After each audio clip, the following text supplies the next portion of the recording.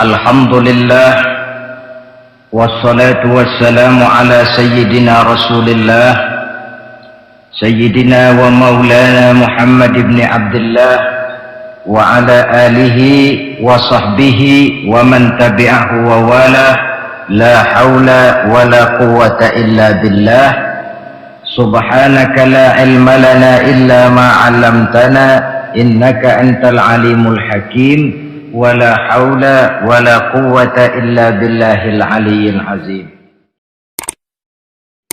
Saudara-saudara hadirin yang berbahagia, salah satu nikmat yang diberikan Allah kepada kita di dalam kehidupan ini ialah bahwa Allah Subhanahu wa ta'ala telah menciptakan segala sesuatu serba berpasang-pasangan.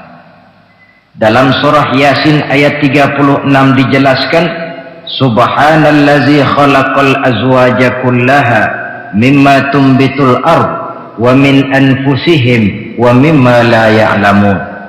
Maha suci Allah yang telah menciptakan segala sesuatu itu serba berpasang-pasangan, dari apa yang tumbuh di permukaan bumi, apa yang ada di dalam diri mereka sendiri, dan apa-apa yang mereka tidak mengetahuinya.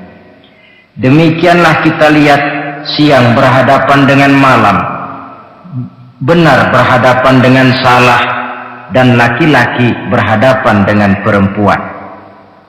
Setelah Allah menciptakan segala sesuatu itu serba berpasang-pasangan, maka Allah menetapkan aturan permainan yang mengatur seluruh kehidupan makhluk yang serba berpasang-pasangan itu. Kita tentu maklum, apapun saja yang kita lakukan dan kita perbuat tanpa ada aturan akan berakhir dengan kekacauan. Cobalah kita bikin satu sekolah, buka satu sekolah, tidak usah pakai aturan, tentu kacau. Bikin organisasi tanpa memakai aturan, tentu kacau. Demikian daripada kehidupan ini, kalau tanpa ada aturan, tentu kekacauan yang akan timbul. Allah pencipta manusia. Allah tahu benar kemampuan maksimal manusia. Oleh sebab itu, aturan permainan yang diturunkan Allah tentu sesuai benar untuk manusia. Satu contoh kecil, pabrik mobil di Jerman bikin mobil namanya Mercy. Seiring dengan itu dia keluarkan buku petunjuknya. Mobil ini namanya Mercy, kecepatan maksimal sekian ratus kilometer per jam, daya angkut maksimal sekian ratus kilogram. Kalau rusak memperbaikinya begini, onderdilnya pun ini. Karena pabriknya yang membuat mobil, lalu pabriknya pula yang mengeluarkan buku petunjuk, sudah tentu buku petunjuk itu sesuai benar dengan mobilnya. Dan tidak bisa kita punya mobil Mercy rusak, lalu kita perbaiki dengan menggunakan buku petunjuk yang dikeluarkan oleh pabrik mobil Toyota misalnya. Jelas mobil bukan tambah baik, malah makin hancur tidak karu-karuan. Kalau manusia menginginkan satu hidup yang baik, tidak ada pilihan lain, dia harus memakai aturan yang diturunkan oleh yang bikin manusia. Dan aturan itu telah turun dalam bentuk agama Islam yang kita cintai ini. Manusia laki-laki dihiasi dengan perasaan senang cinta kepada perempuan. Itu biasa, normal, wajar. Tapi lalu Allah menurunkan aturan permainan yang kalau peraturan ini dilanggar akan membawa kerugian bagi manusia sendiri. Bahwa laki-laki senang sama perempuan itu normal. Agama membuat aturan silahkan senang, tetapi lewat satu pintu yang disebut nikah. Kalau peraturan ini diabaikan, yang rugi tentu manusia sendiri. Misalnya PLN keluarkan pengumuman, nanti malam mulai jam 6 sampai subuh listrik se-Jakarta mati total. Kita ingat, ini nanti malam saya giliran ronda. Pagi-pagi sudah kita siap beli batu baterai, masukkan ke dalam baterai. Dari sejak kita beli sampai sore itu baterai kita soroti terus. Tentu setelah sore soak batu baterai itu. Datang malam berangkat kita ronda, kalau disoroti lagi kan baterainya sudah nggak terang lagi. Sudah soak. Sebab apa? Belum waktunya sudah disoroti terus. Sekarang kalau ada orang belum masuk pintu pernikahan, nafsu seksualnya diobral terus. Itu kan sama juga belum datang malam, baterainya sudah disoroti terus. Nanti masuk pernikahan, soak. Berhadapan dengan istrinya, barangkali sudah nggak bisa apa-apa, cuma nyengir saja. Yang rugi manusia sendiri. Itulah sebabnya Allah lalu mengatur bahwa laki senang sama perempuan lewat satu pintu yang disebut dengan nikah. Maka pada pertemuan kali ini kita akan bicara tentang nikah dalam Islam. Saya bagi kepada 3 masalah pokok saja. Pertama, pengertian dan kedudukan nikah menurut Islam. Yang kedua, motivasi pernikahan. Karena apa orang itu seharusnya melakukan nikah. Dan yang ketiga, membina rumah tangga bahagia menurut contoh Rasulullah Sallallahu Alaihi Wasallam. Hadirin yang saya hormati, kita mulai dengan yang pertama, pengertian nikah. Dalam kehidupan sehari-hari ada 2 kata yang sering kita gunakan, kawin dan nikah. Kalimat kawin kelihatannya dipergunakan oleh semua makhluk hidup. Lain dengan nikah, ini hanya digunakan khusus untuk manusia muslim. Makanya kita sering dengar orang bilang, kucing kawin, ayam kawin, kambing kawin. Dan belum pernah kita dengar ada ayam nikah atau kucing nikah. Sebab apa? Nikah ini cuma dipakai oleh makhluk bernama manusia yang muslim. Apa pengertian nikah? Seorang tokoh, Abi Yahya Zakaria Al-Ansari, di dalam kitab Fathul Wahhabnya menjelaskan, an-nikahu aqdun yatadammanu ibahatal wat'i bilafzi inkahin au nahwihi.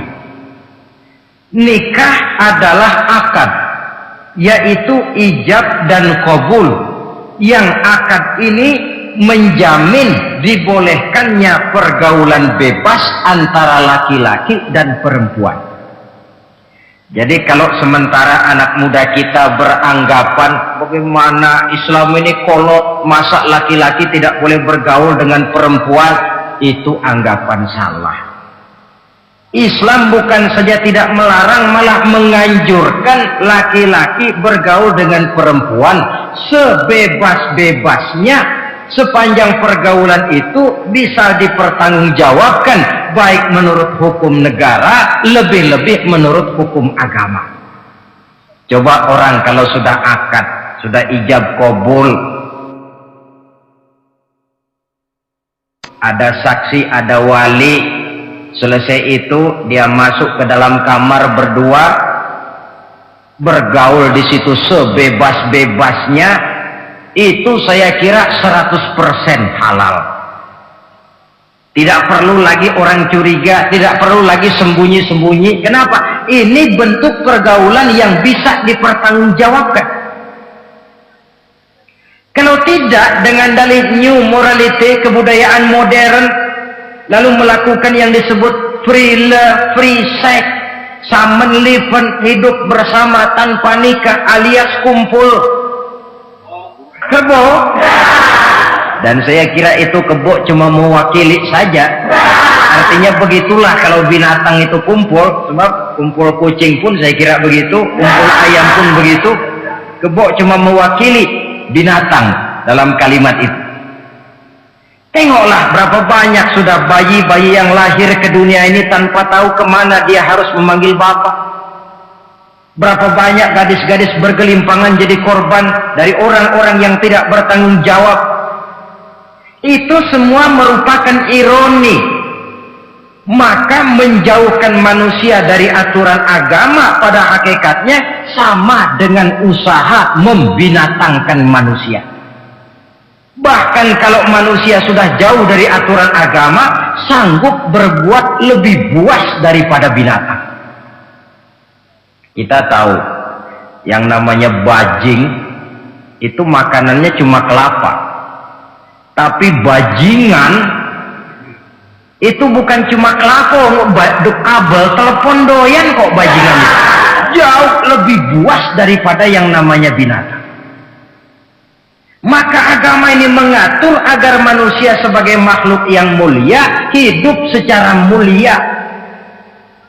Jangan manusia kita ini, binatang saja. Kalau saudara ada yang punya kucing di rumah, saudara taruh di depannya, saudara sendiri yang langsung kasih ikan di piring, kasih kucing. Aduh, dia akan makan dengan tenang, nikmat, lahap, tidak nengok kiri, tengok kanan. Kenapa? Dia yakin betul yang dia makan itu sudah resmi, sah. Sebab apa? Tuan rumah yang kasih. Tapi kalau si kucing ngambil sendiri di dapur, mencuri dia, setelah dapat dia bawa lari, makan pun tidak tenang. Kenapa? Mesti nengok kiri, nengok kanan. Rupanya instingnya pun bekerja. Ini bukan hak saya mencuri. Saudara-saudara, tengok orang yang sudah terlibat dalam pergaulan suami istri yang sah, itu kan nggak perlu tengok kanan, tengok kiri, nggak perlu takut-takut. Kenapa? Sudah sah. Tapi kalau yang bukan istrinya, wah itu bu, sudah seperti kucing nyolong ikan, tengok kiri, tengok kanan, tidak pernah mengalami ketenangan. Itu selintas pengertian nikah. Lalu bagaimana kedudukan nikah menurut Islam?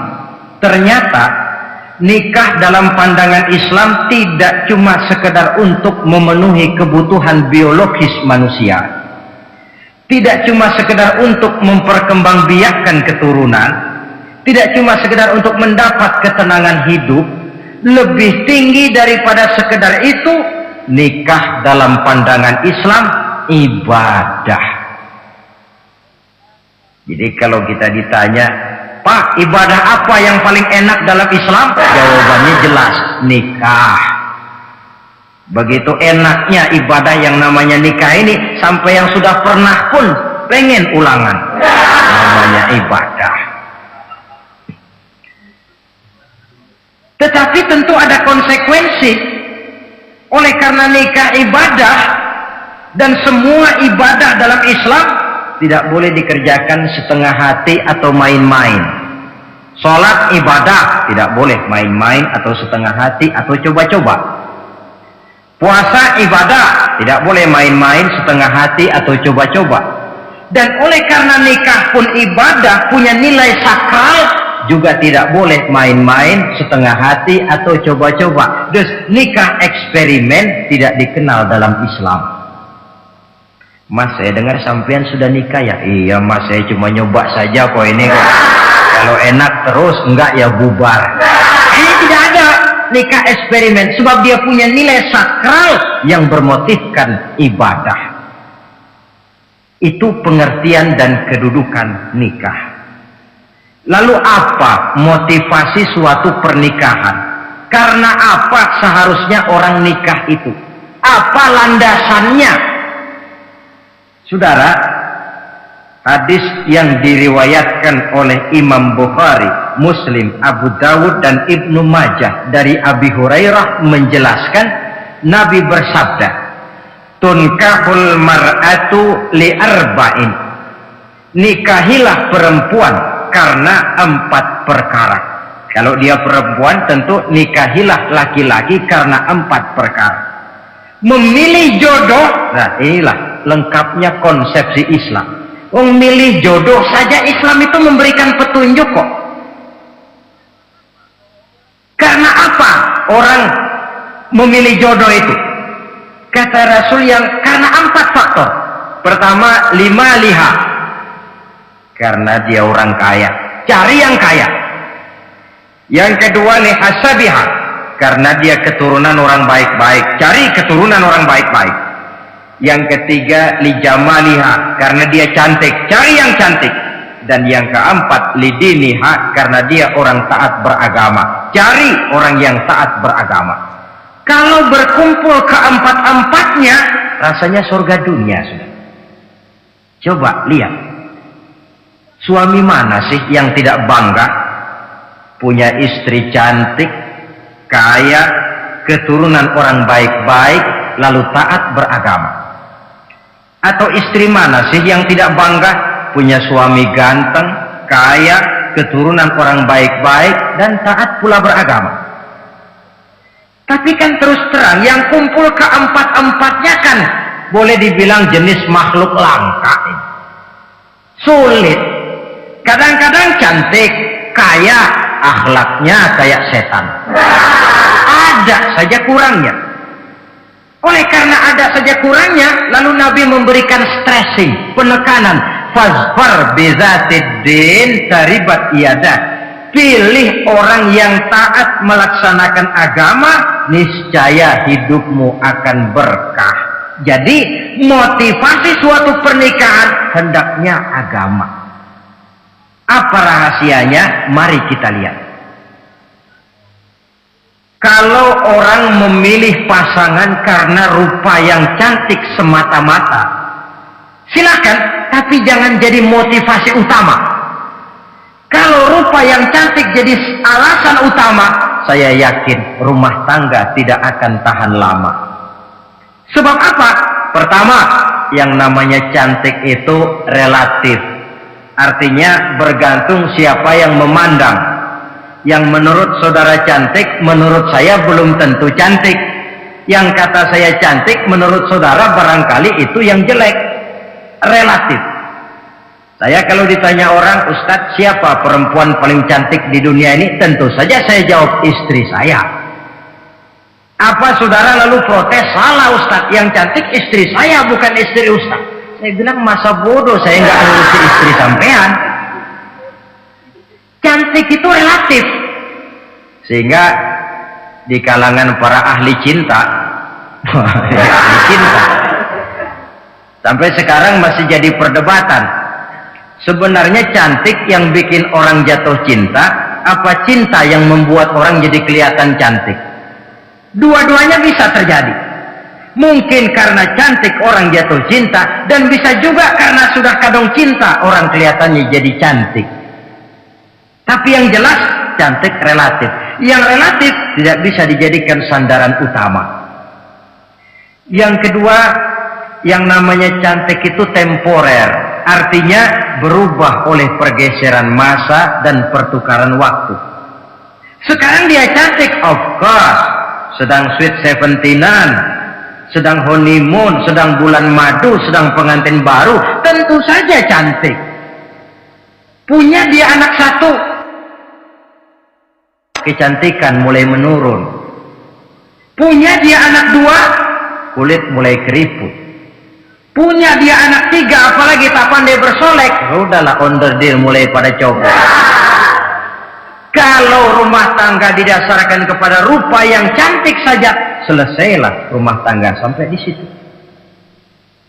Yang ketiga, di atas langit rupanya masih ada langit lagi.